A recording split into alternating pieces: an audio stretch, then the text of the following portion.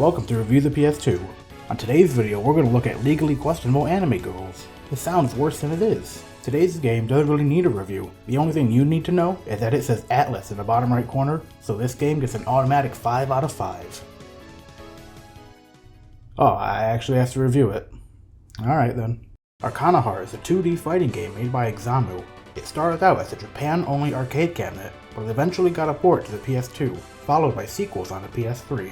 The game did receive a patch called Arcana Heart Full, which balanced some of the characters. Thankfully, the console port of Arcana Heart gives you the option of choosing which version of each character you want to play with, the OP/OG or nerfed trash. I'm a big fan of fighting games, and in my opinion, a fighting game has to have something unique to it in order to set it apart from the rest, because there are a lot of fighting games. Without any distinguishing factors, they all start to look the same. What sets Arcana apart is a multitude of factors. The first factor is the game's namesake, Arcanas. Arcanas are elements that you can select separately from your fighter.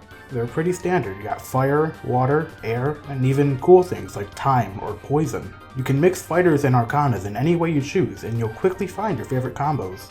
Arcanas give you special moves in combat specific to that element, and can also let you unleash devastating special attacks. Activating your Arcana in combat also grants you momentary invincibility, letting you escape nasty combos and adding in a layer of strategy. The second factor that sets Arcana Heart apart from other fighters is its emphasis on juggling and aerial combos. Several moves will launch enemies into the air, and you can follow up with a homing attack. In other games, I'm not big on aerials, but the homing moves in Arcana Heart make me fall in love with them.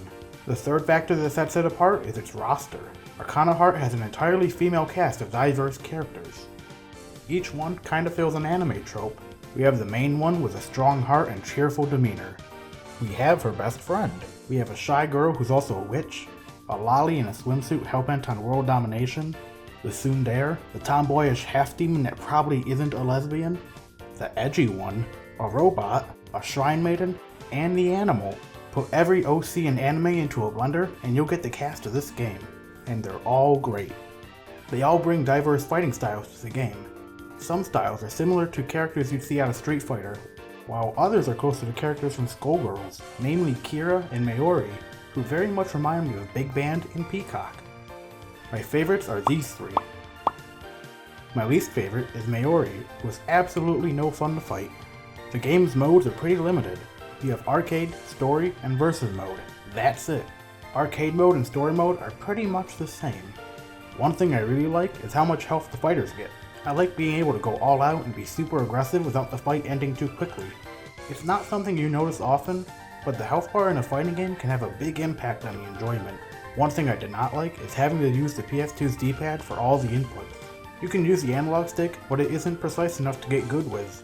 With long play sessions, the D-pad can really start hurting. I did try the game with an Xbox 360 controller via an emulator, and it felt so much better.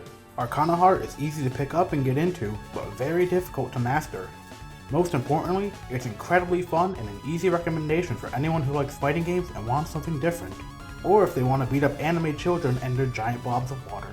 The only drawbacks are that it can get kinda tiring on your thumbs after a while, and having only 3 game modes isn't great for a fighting game.